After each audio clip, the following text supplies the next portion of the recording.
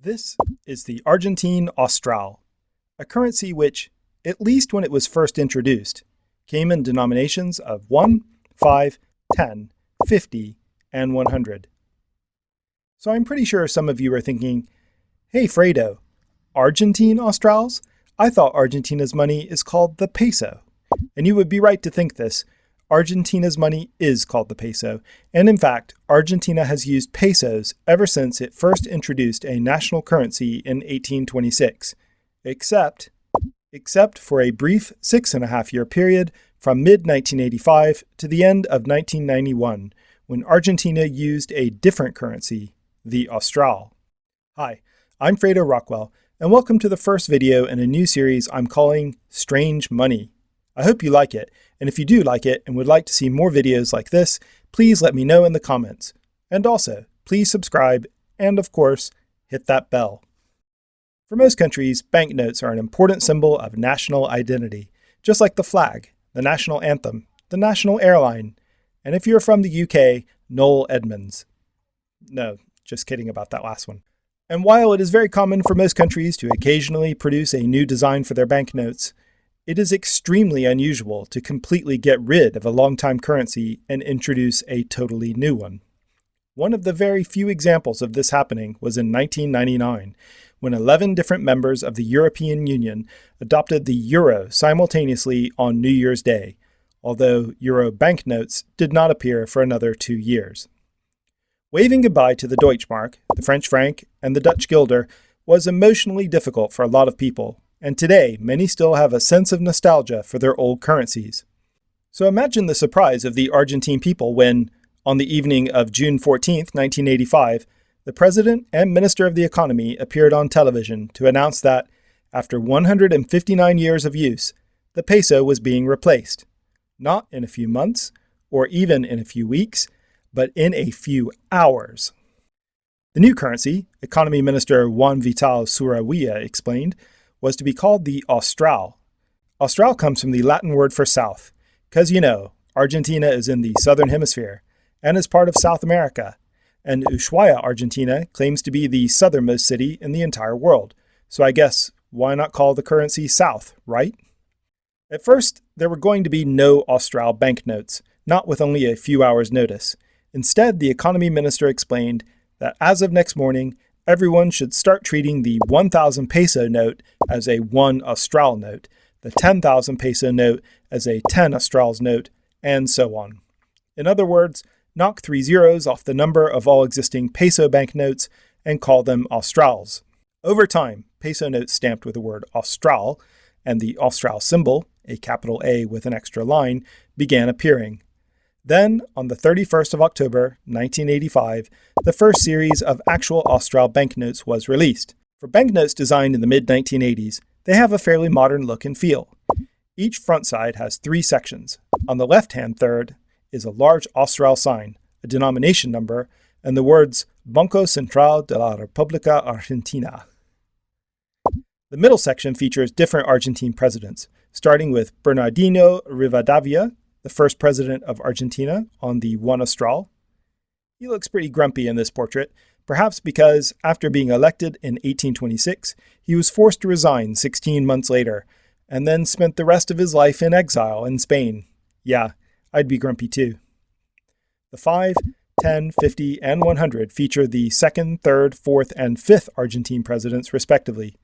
Come to think of it, all of these presidents look pretty grumpy, especially President Sarmiento here on the 100.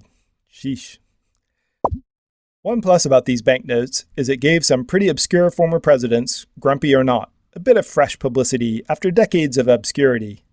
On the downside, they are all middle-aged white guys, so not the most progressive selection of currency portraits.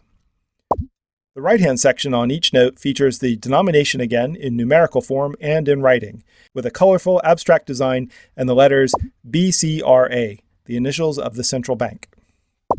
The reverse of each Austral features the effigy of Progress, a personification of Argentina, which had appeared previously on Argentine banknotes, but not since 1942. Seated, she holds the Argentine national coat of arms in her right hand and a lit torch in her left. On the 1, 5, and 10 notes, she is surrounded by giant laurels and Argentine flag ribbons, but on the 50 and 100, she is unadorned. In terms of security features, there's not a huge amount to tell you, but more than you might have expected for banknotes from 1985. The paper has a watermark, which appears to be a smiley face sun design, similar to what appears in the center of the Argentine flag. But it does not appear in a consistent place on each note, just in a repeated pattern all over the place. There are also colored fibers embedded in the paper, like the ones you see on American dollar bills, and additional fibers in the paper which light up under ultraviolet light. There are also abstract designs on the front and back, which line up when you hold a note up to the light, as long as it's genuine, of course. Each note also features raised bumps on the top left corner, which vary in number and shape between denominations to help the visually impaired identify which note is which. All in all, these are pretty well-designed banknotes for the era, or at least feature a much more modern and fresh design than you often saw at the time. So that begs the question, why did Argentina get rid of these Austral banknotes just over 6 years after issuing them? To answer this, we need to explain why the Austral was introduced in the first place. Argentina's economy was in a terrible state in the mid-1980s. By the time the Austral was introduced, inflation was at 20% per month, which is terrible. Inflation is the rate at which the value of money declines. So a 20% monthly inflation rate means that a 100 peso note at the start of May 1985 bought 20% less stuff by the end of the month. Just to put this in context, most economies aim for an inflation rate of 2% a year. 20% a month is disaster territory. Having such rampant inflation meant that no one wanted to save any money. Why save money if it will lose most of its value in a few months? So as you might expect, when people received a paycheck, they tried to spend their money as fast as they could before it lost its value. Unfortunately, spending money as fast as you can is one of the best ways to make inflation even worse. The current president, Raúl Alfonsín, was worried that Argentina was on the verge of hyperinflation, which is when a currency loses its value so fast that the economy pretty much grinds to a halt. So on the night of the 14th of June, 1985, President Alfonsín and Minister Suruilla announced that the government was freezing all prices and wages and, at the same time, announced the introduction of the Austral. The plan was to stop inflation by making it illegal for stores to raise prices, which I guess is one way to do it, and they hoped that the hardworking people of Argentina would see that prices were not going up, and then they wouldn't have to spend their next paycheck right away. If the plan worked, an Austral at the end of July should be worth roughly the same as it did at the start of the month. In theory, the price and wage freeze could have been implemented without the introduction of a new currency. They could have announced the price and wage controls and had everyone continue using the peso. In his announcement, Minister Suruilla never explained exactly why the Austral was being introduced, just that it was. But I think he was hoping a new currency would bring a psychological benefit.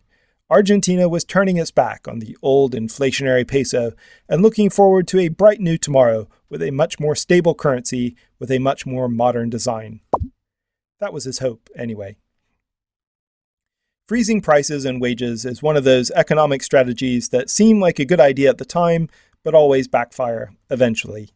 At least, that's what most economists will tell you. But the Austral plan worked. After years of posting pretty crazy inflation figures month after month, prices and wages in Argentina stayed the same for about a year, and there was much rejoicing. Except, like I said, price and wage freezes backfire eventually. In a normal, healthy economy, prices are constantly going up and down, hopefully only a little bit at a time, to reflect changes in supply and demand. If prices are not allowed to change, they become more and more imbalanced, and the market stops working the way it should. After a year of fixed prices, the Argentine economy got really out of whack and began to struggle. By spring 1987, grocery stores started running out of food. To try and fix things, the government then lifted the price controls and inflation returned. With a vengeance. By April 1989, monthly inflation had hit a staggering 460%. Remember, 20% monthly inflation was what the Austral had been brought in to fix in the first place. This was over 22 times as bad, and certainly counts as hyperinflation. With the value of the Austral plummeting day by day, new banknotes had to be printed quickly. The first banknotes released in 1985 were, by then, pretty much worthless. But inflation was moving faster than the central bank could design new notes. In 1988, as an emergency measure, old peso notes with high denominations but with Australs stamped on them were reintroduced. New higher denomination Austral notes were printed eventually, the highest being a $500,000 Australs note. These new banknotes followed the design pattern of the originals, more or less, but the pattern became less consistent with each new note. At least it gave a few more long-forgotten presidents a bit of attention. And that's a seriously amazing mustache.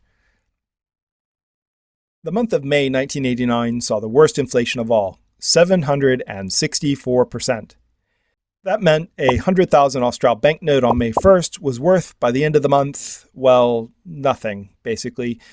By this point, nearly half the Argentine population was living in poverty, and protesters began showing up at supermarkets demanding that they be given free food. Sometimes this led to rioting, and as riots spread around the country, the government instituted a state of emergency, and there were real fears that the Argentine military might stage a coup and take over the government. Things were bad.